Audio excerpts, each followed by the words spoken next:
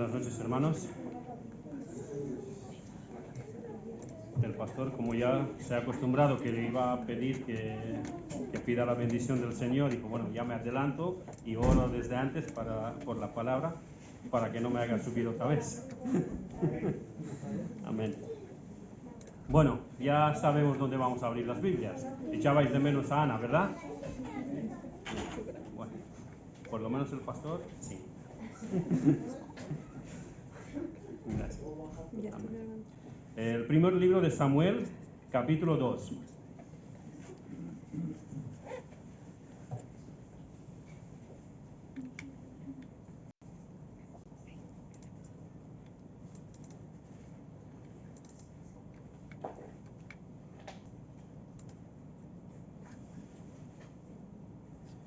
El primer libro de Samuel, capítulo 2. Empezamos con el versículo 1 y leeremos hasta el versículo 11.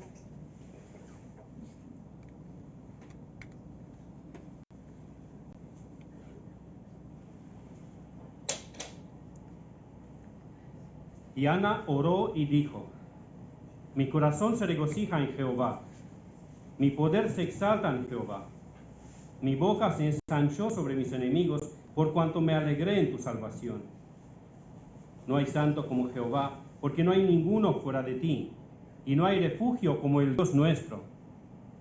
No multipliquéis palabras de grandeza y altanería. Cesen las palabras arrogantes de vuestra boca, porque el Dios de todo saber es Jehová, y a él toca el pesar las acciones. Los arcos de los fuertes fueron quebrados, y los débiles se ciñeron de poder. Los saciados se alquilaron por pan, y los hambrientos dejaron de tener hambre. Hasta la estéril ha dado a luz 7, y la que tenía muchos hijos languidece. Jehová mata, y él da vida. Él hace descender al Seol, y hace subir. Jehová empobrece, y él enriquece. Abate y enaltece. Él levanta del polvo al pobre, y del muladar exalta al menesteroso, para hacerle sentarse con príncipes y heredar un sitio de honor. Porque de Jehová son las columnas de la tierra, y él afirmó sobre ellas el mundo. Él guarda los pies de sus santos, mas los impíos perecen en tinieblas. Porque nadie será fuerte por su propia fuerza. Delante de Jehová serán quebrantados sus adversarios, y sobre ellos tronará desde los cielos. Jehová juzgará los confines de la tierra, dará poder a su rey, y exaltará el poderío de su ungido. Y Elcana se volvió a su casa en Ramá, y el niño ministraba a Jehová delante del sacerdote Elí. Amén. Hoy es la cuarta vez que nos detendremos sobre ese texto que contiene el cántico oración de nuestra hermana Ana. El motivo de esta alabanza de Ana es que Jehová Dios tuvo misericordia de ella y de la nación de Israel, y escuchó la oración de una sierva humilde en la cual le pedía al Señor un hijo varón, con la esperanza de que Dios lo usaría para la restauración moral y espiritual de Israel. Con esto, por medio de Ana, Dios nos enseña que la depravación moral en la sociedad y también la decadencia espiritual en la iglesia no sirven de excusa para que nosotros hagamos lo mismo. Ana fue diferente en su generación, sobre todo por la gracia de Dios. Pero también porque obedeció y temió a Jehová en medio de esa perversa generación. Ana y muchos otros siervos de Dios demostraron que se puede vivir piadosamente a pesar de la influencia pecaminosa de la sociedad y la falta de temor de Dios en muchas iglesias.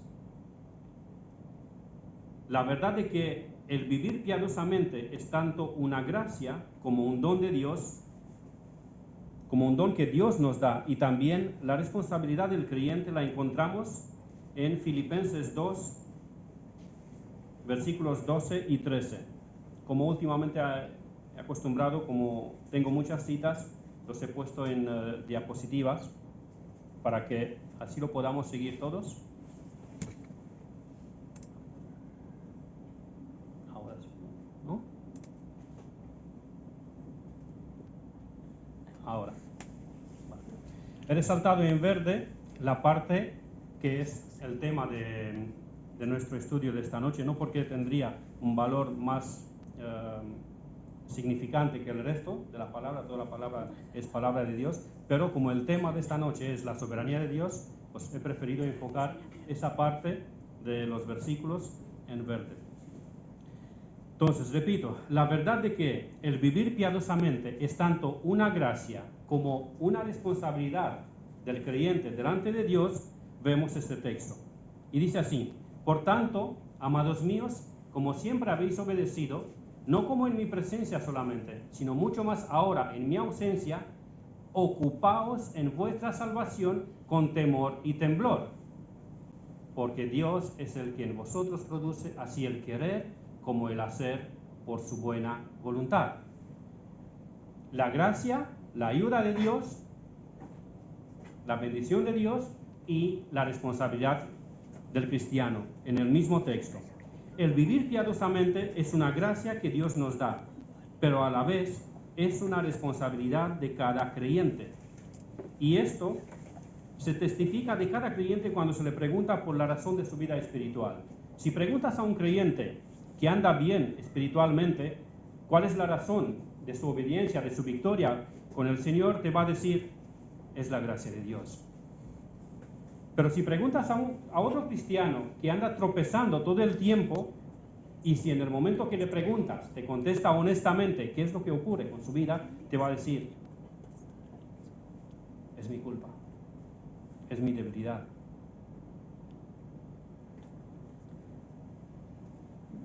El contenido de la oración de Ana es altamente doctrinal. Ella nos enseñó eso, nos enseñó que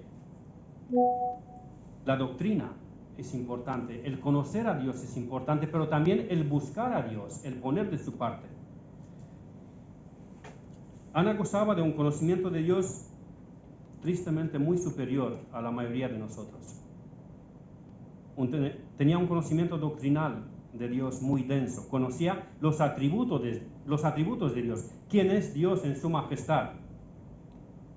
Y de esa manera también Ana nos enseña que se puede llegar a tener un conocimiento profundo de Dios, aunque todo lo que nos rodea es altamente pecaminoso. Claro, la manera piadosa de vivir de Ana venía como resultado de su conocimiento de Dios. Estaba ligado estrechamente a ese conocimiento de Dios. Era el resultado de conocer a Dios. Y por supuesto, el conocer a Dios es una gracia que nos es dada en Cristo Jesús a los que somos suyos, tal como leemos en Lucas,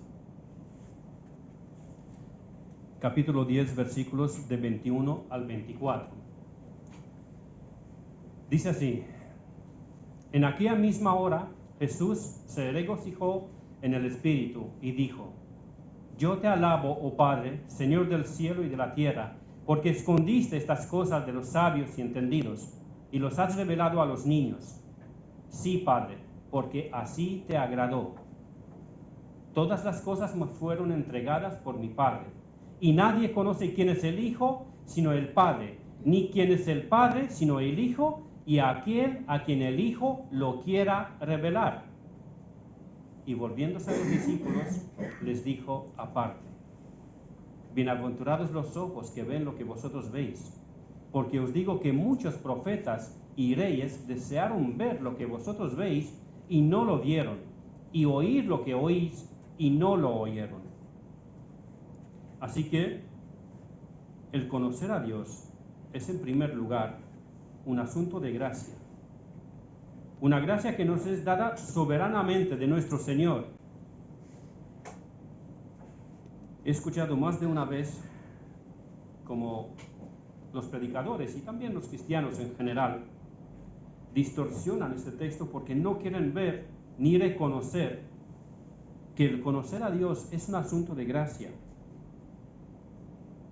Pero la realidad es que Él, Dios, se descubre a quien Él quiere. El apóstol Pablo así lo entendía. Y así oraba por los creyentes en Éfeso. Y lo dejó como testimonio en su epístola a los Efesios, en el capítulo 1, versículo 17. Para que el Dios de nuestro Señor Jesucristo, el Padre de gloria, os dé espíritu de sabiduría y de revelación en el conocimiento de Él. En ese texto Pablo explica las razones por cuales él está orando a Dios. ¿Qué está pidiendo él a Dios por la iglesia en Éfeso? Y eso es una de las peticiones de Pablo para los cristianos en Éfeso. Para que el Dios de nuestro Señor Jesucristo, el Padre de gloria, os dé espíritu de sabiduría y de revelación en el conocimiento de Él. Pero en segundo lugar, es un asunto de obediencia diligente a los mandamientos de Dios. Igual que en el proceso de santificación. El creyente es santificado por la acción del Espíritu Santo, por la palabra, pero al creyente se le manda también santificarse, buscar la santificación, dejar el pecado y seguir a Dios. Lo mismo ocurre con el conocimiento de Dios. Nos es dado por gracia, pero a la vez se nos manda que busquemos el conocer a Dios y que lo hagamos con diligencia. En 2 de Pedro 3:18 leemos así: antes bien, creced en la gracia y en el conocimiento de nuestro Señor y Salvador Jesucristo. El libro de Proverbios abunda en exhortaciones a buscar la sabiduría, que es sinónimo con el conocer a Dios. Buscad a Dios, buscad conocer a Dios, buscad la sabiduría más que el oro, más que la plata y más que las piedras preciosas. El hecho de que Ana andaba piadosamente en medio de su perversa generación era el efecto, el resultado de que tenía un profundo conocimiento de Dios. Pero tanto el conocimiento de Dios como el proceso de santificación son una gracia que nos es otorgada en Cristo Jesús, y asimismo una responsabilidad que cada creyente tenemos que cumplir y buscar diligentemente delante de Dios. Yo creo que esa verdad ha sido revelada en la palabra de Dios para que, por una parte, nos exhorte a nosotros los creyentes en buscar a Dios, en crecer en el conocimiento del Señor y en la santidad, pero que a la vez nos mantenga humildes, recordándonos que no depende del que corre ni del que quiere, sino de Dios que tiene misericordia. Volviendo a nuestra serie de estudios, en la primera predicación solo le dimos una vista de pájaro a este texto. Nos hemos enfocado sobre el contenido doctrinal de la oración como un todo, y lo que resplandecía especialmente era el contenido altamente doctrinal de la oración de nuestra hermana Ana. En el segundo mensaje hemos visto que el gozo, la esperanza, el descanso, la salvación y la seguridad las tenemos en Jehová Dios. En la tercera predicación hemos visto 3 de los atributos de Dios que están incluidos en la palabra Jehová que intenté exponer la vez anterior. Y esos 3 atributos son la unicidad de Dios, la autoexistencia de Dios y la autosuficiencia de Dios. Sobre ese nombre Jehová nos hemos limitado a meditar en ese tercer mensaje, y mi deseo al principio fue de abarcar más de un solo versículo. Con el paso de que iba yo avanzando con el estudio, me di cuenta que de ninguna manera podría exponer más de un versículo. Y cuando iba escribiéndome el mensaje, me di cuenta que se me estaban llenando hojas y hojas y hojas, y no terminaba de exponer la palabra Jehová. Y al final, pues, no terminé de exponerlo. Porque también me di cuenta que en casi todos los textos del Antiguo Testamento, cuando Dios se revela por su nombre Jehová, casi siempre lo relaciona, aparte de esos 3 atributos que hemos visto la vez anterior, también lo relaciona con su soberanía, que Él es soberano, que Él está sentado en su trono. Y traté de dar 2 o 3 pinceladas a ese atributo de Dios, pero es tan amplio que me fue imposible. Sobre ese atributo de Dios me quiero enfocar esta noche. Un tema muy controversial para nuestra época. El pastor pues casi me profetizó que va a haber guerra después de este mensaje. Claro, el espiritual. Bueno, el pastor pues como sabe de qué trata, porque siempre le paso, casi siempre, con alguna que otra excepción, casi siempre le paso el mensaje antes para revisión, pues sabe de qué se trata. No, pero la guerra es en nosotros mismos, en nuestros corazones, no entre nosotros. Amén. Pero bueno, el tema es muy controversial para nuestra época. Como bien señala Arthur Pink en su libro La soberanía de Dios, dice así: la soberanía de Dios era una expresión generalmente entendida en otros tiempos, empleada comúnmente en la literatura religiosa. Era un tema frecuentemente expuesto desde el púlpito, una verdad que consolaba a muchos corazones y daba vigor y estabilidad al carácter cristiano. Sin embargo, sigue diciendo Pink, actualmente mencionar la soberanía de Dios es en muchos sectores hablar una lengua desconocida. Es lamentable que es así. Resulta lastimoso que la doctrina, que es la clave de la historia, intérprete de la providencia, trama y urdimbre de la escritura y fundamento de la teología cristiana, sea tan poco entendida y tan tristemente descuidada. Fin de la cita. Soy consciente que vivimos en el siglo XXI, en una sociedad humanista, donde supuestamente todos somos iguales y queremos pensar que tenemos los mismos derechos. Tristemente, esa mentalidad humanista ha permeado también en las iglesias. No me refiero a derechos entre nosotros como personas, sino que tristemente el majestuoso y soberano Dios ha sido hecho cada vez más pequeño y traído más a nuestro alcance, y el hombre ha sido cada vez más elevado y hecho más grande y más importante. Y es una triste realidad. Esto ha ocurrido porque el pueblo de Dios no ha buscado diligentemente el conocer a Dios, sino que cada uno buscó su propio bienestar y prosperidad, cumplir su sueño, acabar su carrera, triunfar en la vida, aunque luego con el paso del tiempo la mayoría se conforman con mucho menos de lo que deseaban cuando eran jóvenes. La generación de nuestros creyentes sueña con ser ingenieros, profesores, médicos, físicos, o yo que sé qué lengua extraña. Conocí a uno en Cuenca que ya a una edad muy avanzada quería aprender alemán. Y yo, bueno, pero ¿y por qué quieres aprender alemán? Porque siempre me ha gustado el alemán, me ha llamado la atención. Pero ¿vas a ir a vivir a Alemania? ¿Vas a hacer negocios con los alemanes? ¿O vas a leer libros en alemán? No. Pues me gusta el idioma, me llama la atención.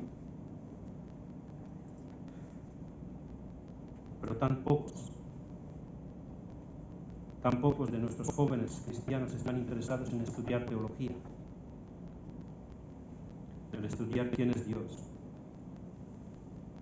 Hay muchísima falta hoy en día de predicadores, de pastores. Muchas iglesias que tienen pastores en edad a punto de jubilarse no tienen el reemplazo, porque nadie quiso estudiar teología. Todos quisieron buscar carreras que dan mucho dinero, que da tranquilidad. Has acabado tus 8 horas de jornada o 6 horas, o yo sé, según cada trabajo en sí, ya has venido a tu casa y estás tranquilo. Pero el ser pastor o dedicarte a la obra, eso ya te molesta mucho tiempo. Eso ahí trabajas 24 horas al día. Y si tienes vacaciones y te llaman, pues te tienes que atender porque la responsabilidad la has recibido de parte de Dios. Y sabes que tienes que atender a las ovejas.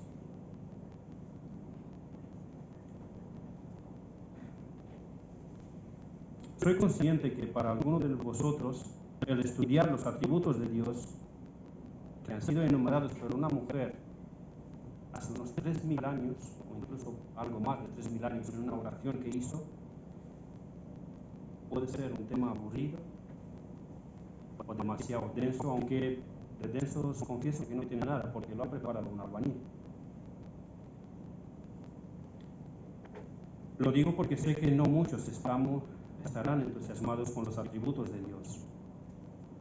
Recuerdo escuchar hace no mucho tiempo a Paul Washer contar una historia que en una conferencia alguien se le acercó, probablemente un pastor o un anciano de alguna iglesia, y le dijo: hermano, me gustaría que organicemos en nuestra iglesia una conferencia y que vengas a predicar, a enseñar sobre los atributos de Dios.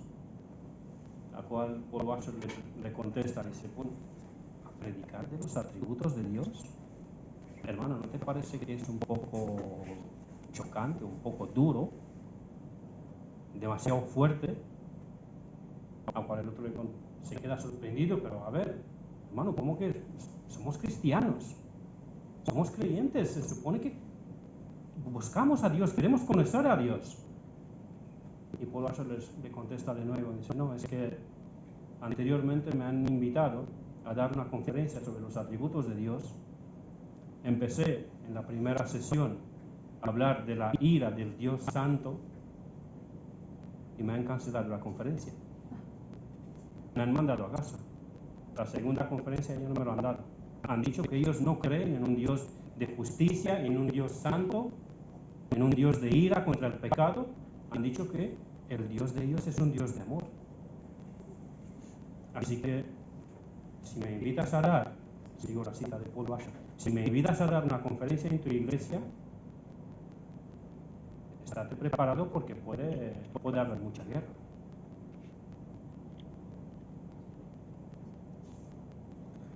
No digo esto por creerme yo el gran héroe cristiano de Móstoles y de Alcorcón. No digo esto. Y tampoco creo que por enseñar yo sobre los atributos de Dios, después del culto o los días siguientes, alguien se le va a acercar al pastor o le va a llamar y le va a decir: pastor, por favor, este chico que no pase más por el púlpito. No creo eso. Pero creo que más de uno se va a sentir aburrido, incómodo o incluso enojado. Y lo entiendo perfectamente, porque predicar de la soberanía de Dios no está de moda. El hombre no quiere oír que Dios es soberano, más bien quiere sentirse libre, sin una autoridad superior sobre él. Con eso ya hemos llegado al primer punto. En el primer punto trataré de definir qué es esto de la soberanía de Dios. Y la definiré citando versículos. La primera definición que quiero dar es la cita bíblica que encontramos en Daniel, capítulo 4, 34 y 35. Es una confesión que hace Nabucodonosor después de haber sido disciplinado por Dios. Y Nabucodonosor dice así: mas al fin del tiempo, yo, Nabucodonosor, alcé mis ojos al cielo y mi razón me fue devuelta.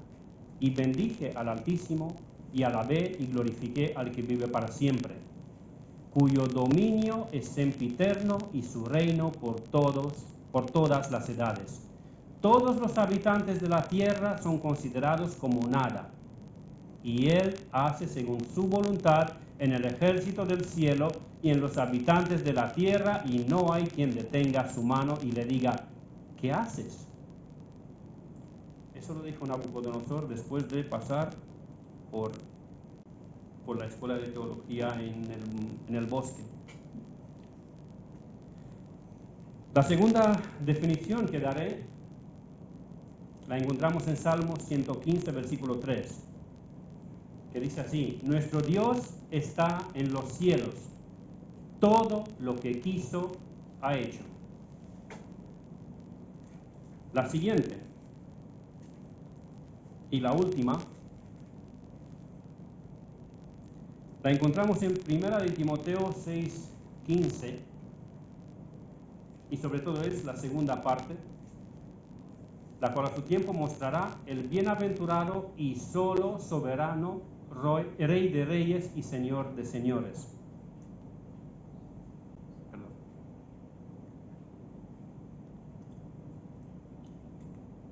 Creo que con solo citar 3 textos y muy cortos de la Biblia, queda muy claro que Dios es soberano. Pero, ¿hasta dónde llega la sabiduría de Dios? La soberanía de Dios, perdón. ¿Controla Dios el cielo y Satanás controla la tierra? ¿Controla Dios las bendiciones, como por ejemplo la salud, la prosperidad, el bienestar, la paz y larga vida, y Satanás controla las enfermedades, las guerras y la muerte? ¿Controla Dios los cultivos fructíferos y controla Satanás las calamidades? ¿Controla Dios los gobiernos que le honran y Satanás controla los gobiernos impíos?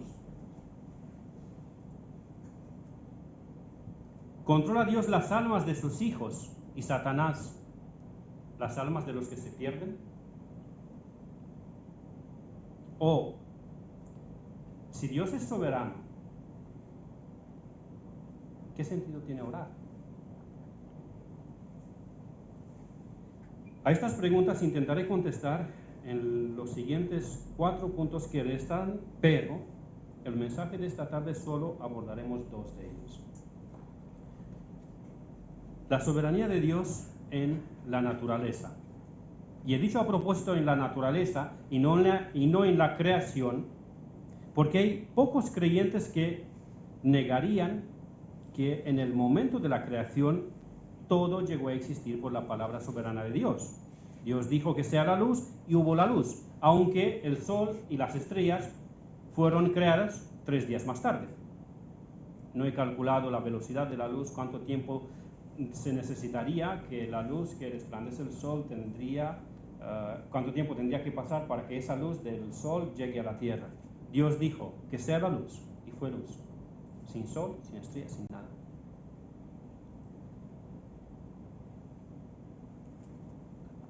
Casi ningún creyente debate eso, pero no para todo cristiano queda claro si Dios, al crear el universo, le estableció sus leyes de funcionamiento y luego se desentendió de él.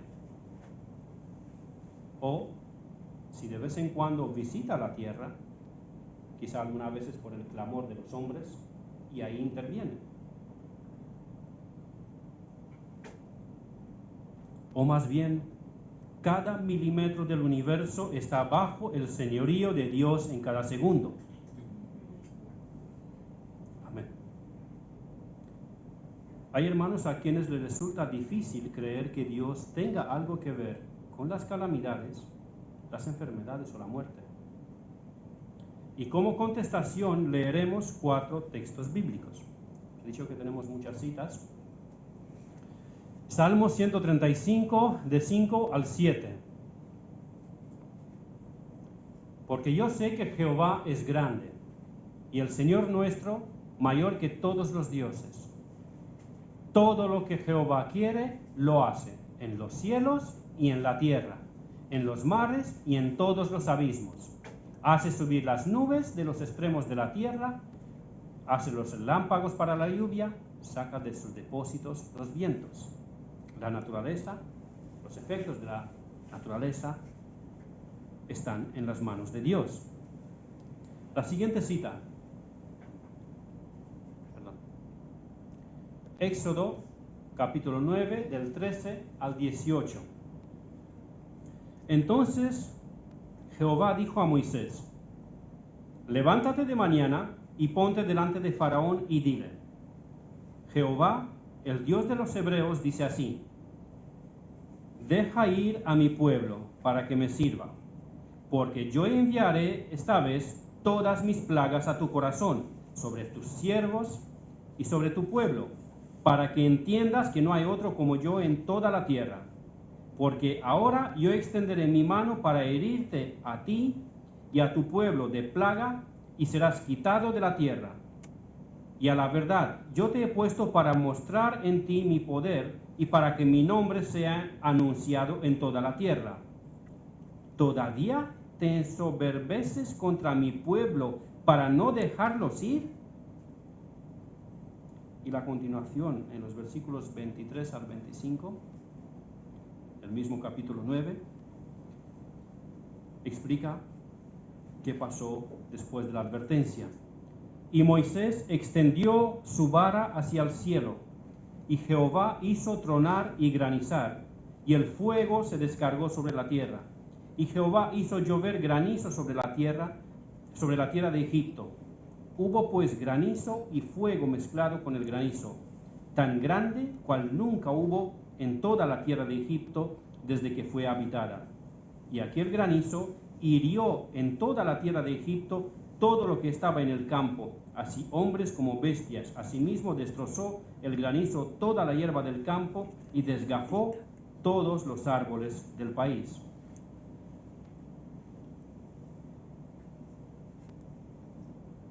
La siguiente cita, en Génesis, capítulo 6.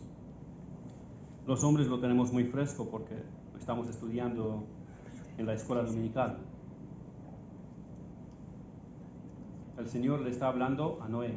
Y dijo Jehová: raeré de sobre la faz de la tierra a los hombres que he creado, desde el hombre hasta la bestia, y hasta el reptil y a las aves del cielo, pues me arrepiento de haberlos hechos. Y en la siguiente cita, en el capítulo 7, versículos 11, 12 y luego 21 y 22, dice así: el año 600 de la vida de Noé, en el mes segundo, a los 17 días del mes, aquel día fueron rotas todas las fuentes del grande abismo, y las cataratas de los cielos fueron abiertas, y hubo lluvia sobre la tierra 40 días y 40 noches. Y murió toda carne que se mueve sobre la tierra, así de aves como de ganado y de bestias, y de todo reptil que se arrastra sobre la tierra, y todo hombre. Todo lo que tenía aliento de espíritu de vida en sus narices, todo lo que había en la tierra, murió. Y la última cita sobre eso, en Job, capítulo 12, versículos 9 y 10. ¿Qué cosa de todas esas no entiende que la mano de Jehová la hizo? En su mano está el alma de todo viviente y el hálito de todo el género humano. En nuestro texto también, de 1 de Samuel, capítulo 2, leímos en el versículo 6: Jehová mata y él da vida. Él hace descender al Seol y hace subir. Jehová empobrece y él enriquece, abate y enaltece. Él levanta del polvo al pobre y del muladar exalta al menesteroso, para hacerle sentarse con príncipe y heredar un sitio de honor. Porque de Jehová son las columnas de la tierra, y él afirmó sobre ellas el mundo. ¿Hay algo que añadir a esto? Yo creo que solamente quien es muy duro de servicio no quiere reconocer que todo el universo y todo ser viviente que existe en la tierra ha sido creado y es sostenido por Jehová Dios, y que Él controla cada milímetro del universo y todos los acontecimientos naturales, entre comillas naturales, porque son controlados por Dios, y que Él sostiene la vida de cada criatura por el tiempo que Él quiere y como Él quiere. Dios tiene bajo su control el curso de la naturaleza, las calamidades, las enfermedades y la muerte. Dios da la vida y Dios quita la vida. cuando Él quiere, como Él quiere y a quien Él quiere. Dios es soberano sobre la naturaleza. Él la creó, es suya, y Él la gobierna con autoridad. ¿Qué diremos a todo esto? Hay dos opciones.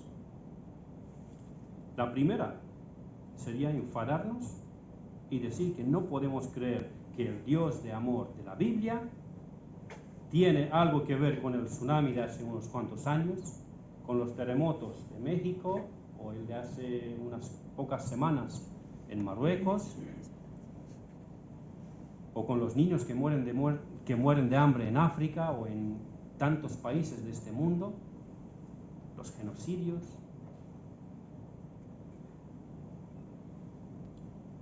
Enfermedades en niños, enfermedades terminales, sin curas, pobreza y hasta esclavitud, etcétera, etcétera. Podemos decir, no, yo no puedo creer en un Dios que tú dices que es así. No lo dije yo. Supongo que ya os habéis dado cuenta que más de la mitad del mensaje son citas bíblicas. La segunda opción es postrarnos delante de Él y reconocer en humildad que no entendemos muchas veces su actuar, pero aunque no entendemos, no nos rebelaremos delante de Él. Confiaremos y esperaremos activamente en Él para que Él cumpla sus planes en nosotros y a través de nosotros, en todas estas situaciones que conocemos.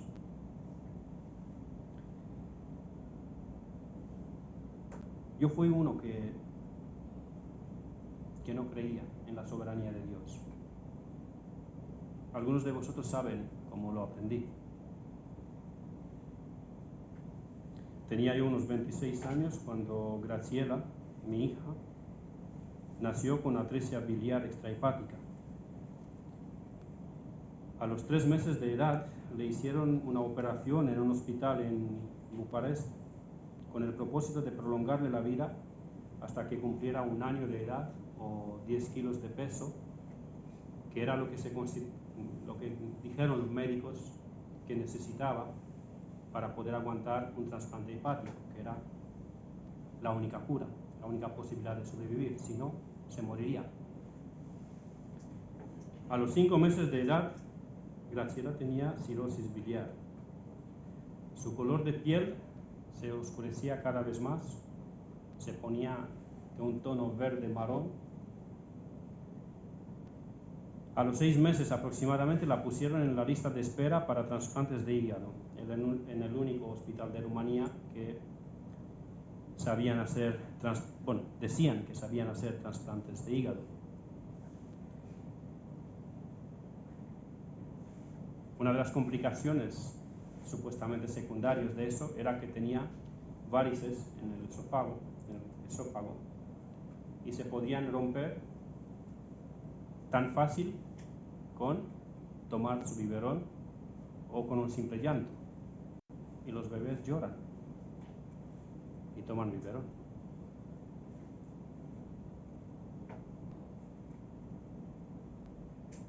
Sabíamos que cuando le cambiamos el pañal, si el popó era negro, ya sabíamos que tenía una hemorragia de esa y teníamos que ir corriendo al hospital para que intenten cauterizarle esas hemorragias. Y si pasaba que no era solamente el popó, sino que vomitaba sangre, ya sabíamos que eso era mucho más grave, que la hemorragia era mucho más fuerte, el estómago ya no le daba tiempo transitar la sangre y la devolvía. Entonces en esos casos el riesgo de que muera muy rápido era bastante alto, podía morirse desangrada.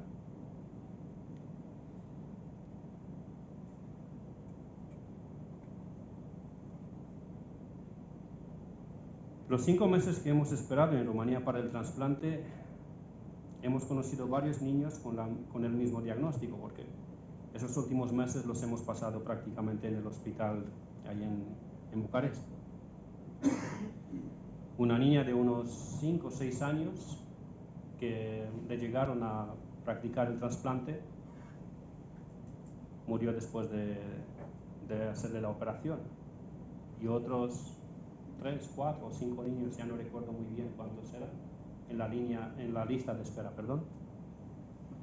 murieron antes de llegar a operarlos. A los 11 meses, después de una crisis muy fuerte, de una hemorragia de esa muy fuerte, también con vómitos de sangre y todo, dijimos, bueno, si sale de esa, nos vamos, porque aquí no hay ninguna esperanza de que sobreviva. Teníamos una esperanza leve, venir aquí en España,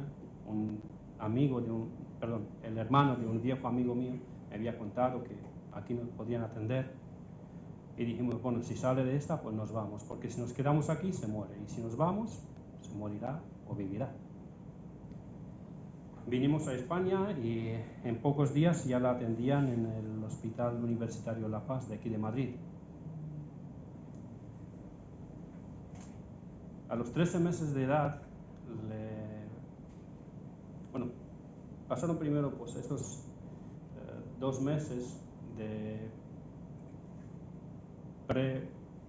preparatorio para quirófano, para operarlo, con análisis, pruebas de compatibilidad de los padres, porque se tomaba en cuenta un trasplante hepático con donante vivo, que yo o su madre le daríamos una parte de nuestro hígado para que se lo ponga a ella.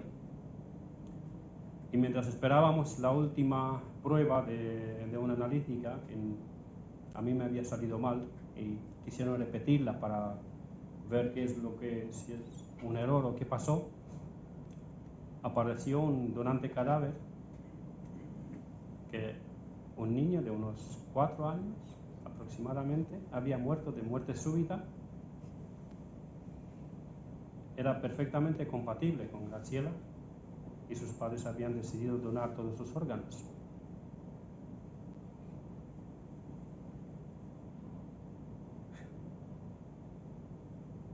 Dios es soberano y da la vida a quien quiere y se lo quita a quien quiere. Para mí, en ese momento, y desde ese momento en adelante, no me he abandonado del todo. He vivido una mezcla de sentimientos muy rara. Alegría y gozo, adoración, tranquilidad, pero al mismo tiempo lástima y tristeza por la otra familia. Podría haber sido al revés, que mi hija muera y que el niño de la otra familia viva.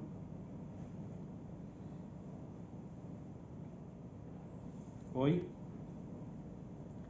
mi hija Graciela tiene 20 años, es sana, toma inmunosupresores a diario, unas pastillas, pero es sana. Me hubiera gustado poder decir que es una hija de Dios y que le sirve en algo que Él le había llamado que le sirva. Pero mi hija se declaró atea.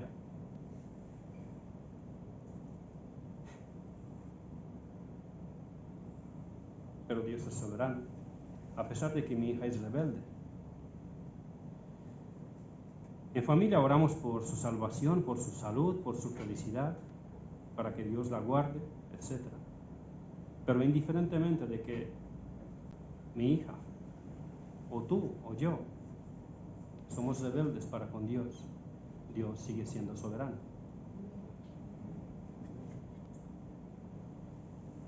Pasamos al último punto de nuestro mensaje.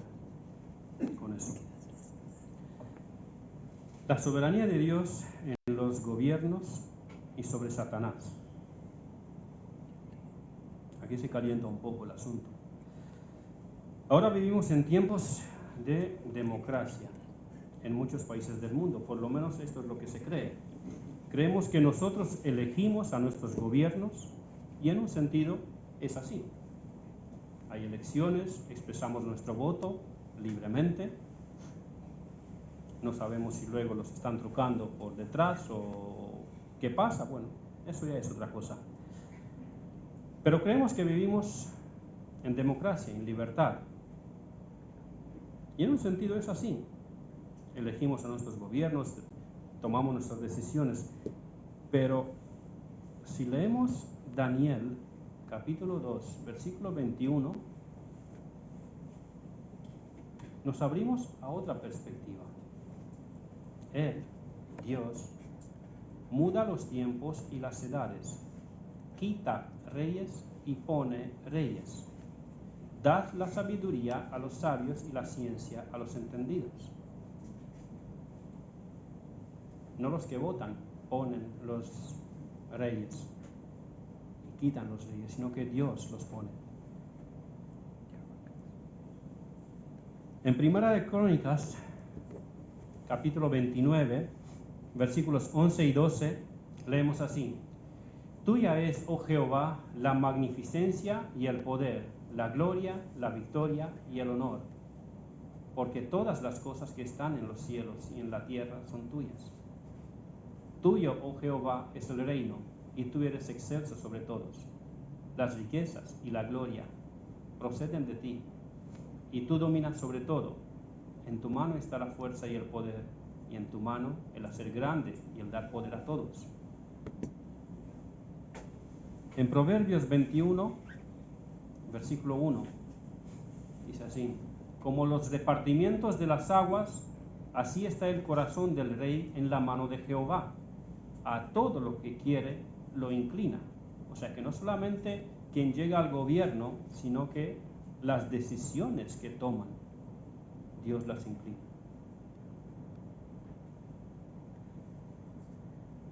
Hechos, capítulo 4, versículos del 24 al 28.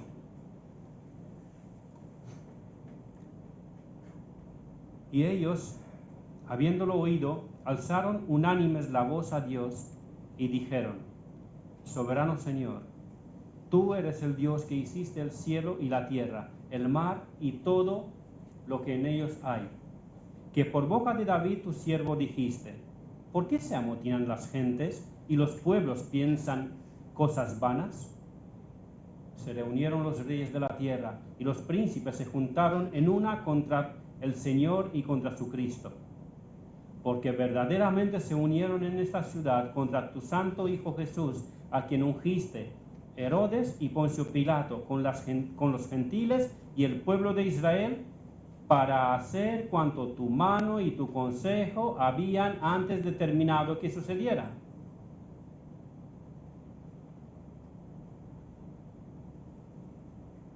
Para hacer cuanto tu mano y tu consejo habían antes determinado que sucediera. Los líderes religiosos querían matar a Jesús por envidia, los romanos por tranquilidad, para que no haya ninguna revolta, los soldados quizá por diversión. Pero el Espíritu Santo dice que ellos se juntaron para hacer cuanto tu mano y tu consejo habían antes determinado que sucediera. El Señor Jesucristo, si os acordáis, dice: nadie me quita la vida, sino que yo de mí mismo la pongo. No lo mataron ni los judíos ni los romanos. Él mismo puso su vida por sus ovejas.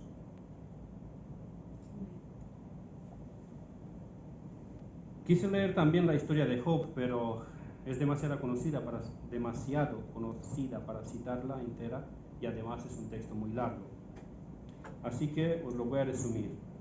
Satanás se presenta delante de Dios, y cuando Dios alaba a Job delante del consejo de ángeles, Satanás acusa a Job de mercenario espiritual. Dice: no, Job te obedece y te honra porque tú le has bendecido con de todo. Tiene riquezas, tiene familia grande, tiene de todo. Dios le dio permiso a Satanás a tocar sus bienes, su familia y su salud, pero le puso límites a Satanás, y Satanás, se sometió a los límites que Dios le había puesto. Al final del libro de Job, Bueno, durante el libro de Job, Job pregunta muchas veces a Dios, ¿por qué? Pero al final del libro, Dios no le da ninguna explicación. Dios interviene en esa conversación que Job tenía con sus amigos. Dios interviene, pero no le da ninguna explicación a Job de por qué ocurrió lo que ocurrió. Pero cuando Job vio a Dios, ya no quería contestaciones. Le bastó con ver a Dios. Le fue suficiente. Y confesó: de oídas te había oído, mas ahora mis ojos te ven. Por tanto, me aborrezco y me arrepiento en polvo y ceniza. Yo, que soy un gusano, quería traer a Dios en el banco de acusados en juicio. Me aborrezco y me arrepiento en polvo y ceniza. Los gobernantes, los reyes, todo el ser humano y asimismo Satanás no hacen absolutamente nada sin el previo permiso de Dios. Y cuando digo el previo permiso de Dios, no me refiero a un permiso pasivo de parte de Dios. Algo que Dios permite que ocurra, o está pasivo por impotencia o por falta de interés o por quedarse de brazos cruzados, por pereza. No, en absoluto. Me refiero a un mandamiento divino, en cual dice: sí, te doy permiso, hazlo. Y por favor, bueno, aquí menos mal que no hay piedras, pero bueno, hay bancos. Antes de coger los bancos, abrid las Biblias en Primera de Reyes 22. Y aquí sí, os invito, por favor, que abrid las Biblias. Primera de Reyes 22, del versículo 19 al 23.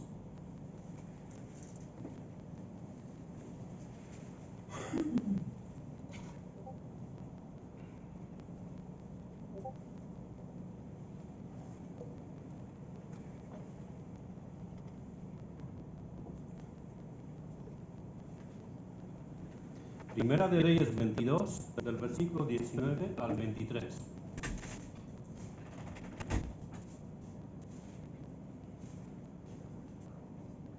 ¿Lo tenemos todos? Entonces él dijo, él es un profeta que está hablando al rey Acab. Entonces él dijo: oye pues palabra de Jehová. Yo vi a Jehová sentado en su trono, y todo el ejército de los cielos estaba junto a él, a su derecha y a su izquierda. Y Jehová dijo: ¿quién inducirá a Acab para que suba y caiga en Ramot de Galaad? Y uno decía de una manera, y otro decía de otra. Y salió un espíritu y se puso delante de Jehová y dijo: yo le induciré. Y Jehová le dijo: ¿de qué manera? Él dijo: yo saldré y seré espíritu de mentira en boca de todos sus profetas. Y él, Jehová, dijo: le inducirás, y aún lo conseguirás. Ve pues y hazlo así. Y ahora, he aquí, Jehová ha puesto espíritu de mentira en la boca de todos tus profetas, y Jehová ha decretado el mal acerca de ti. El espíritu de mentira ha sido enviado por Dios para traer el juicio en la vida de ese rey de Acab. No solo que Dios le ha permitido, como leemos, le dijo, y le dijo, le inducirás y aún le conseguirás. Ve pues y hazlo así.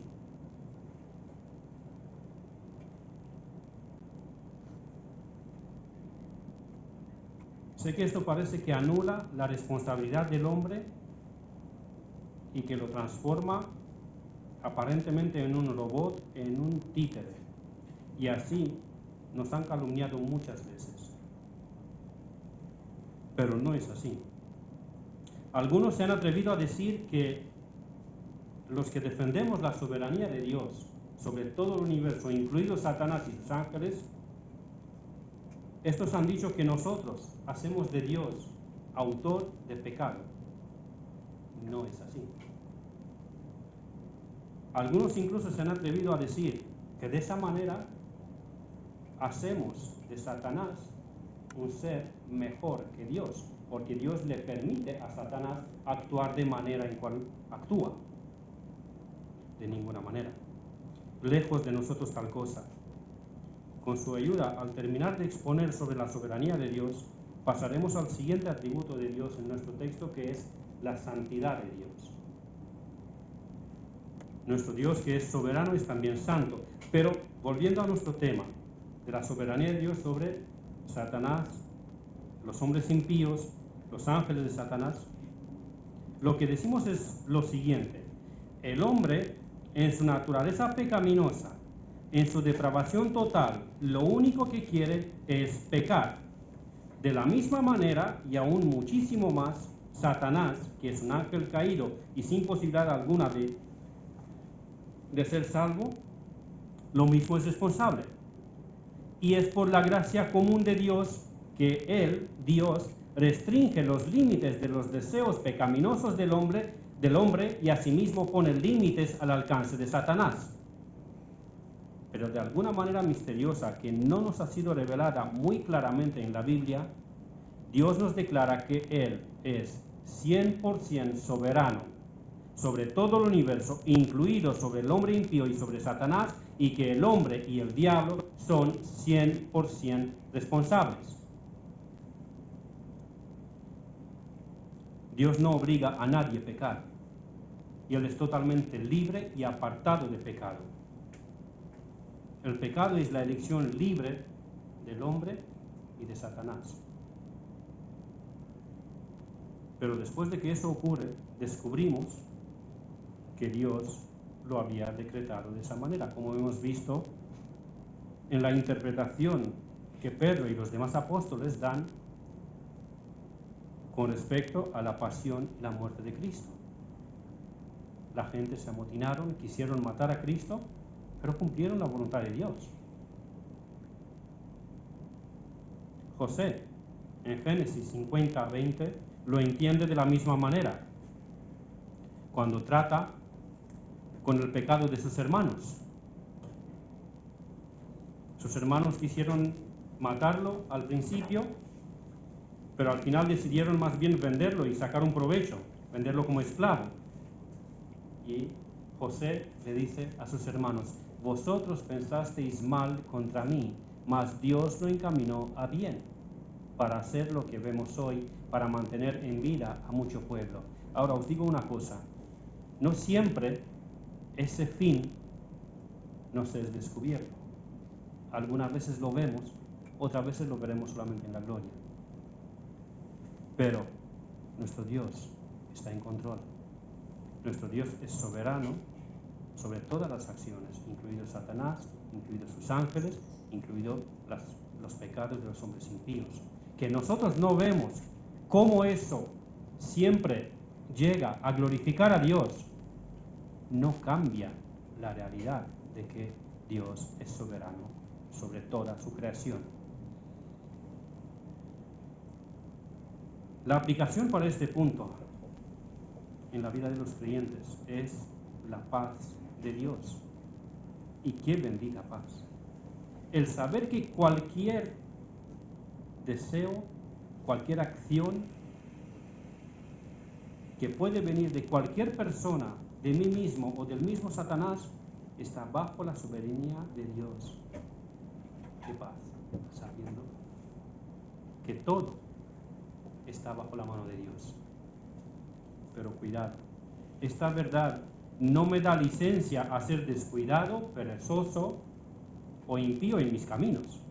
He de ocuparme en mi salvación con temor y temblor, como hemos visto al principio, pero al mismo tiempo con paz sabiendo que a los que aman a Dios todas las cosas les ayudan a bien, que todas las cosas son bajo el control soberano de Dios. Suger Michelin lo afirmó de una manera magistral en una conferencia sobre la soberanía de Dios y Satanás. Él dijo así: si Dios controlaría solamente el bien en este universo y no controlaría las acciones de Satanás, Dios no controlaría casi nada. Porque lo que abunda en este planeta es el mal, es el pecado. O parafraseando a Pink, en el mismo libro, La soberanía de Dios, si Satanás está frustrando los propósitos de Dios y Dios apenas puede cumplir su voluntad en muy pocas personas o situaciones, entonces, ¿quién es el soberano? Es Satanás y no Jehová. ¿Entendéis el error que muchos predicadores y cristianos han llegado a cometer intentando salvaguardar el honor de Dios? Por decir que no, Dios no tiene nada que ver con las calamidades, con los homicidios, no, Dios no tiene nada que ver con eso. Entonces, ¿quién me cuida de todo eso? ¿Quién me protege de todo eso?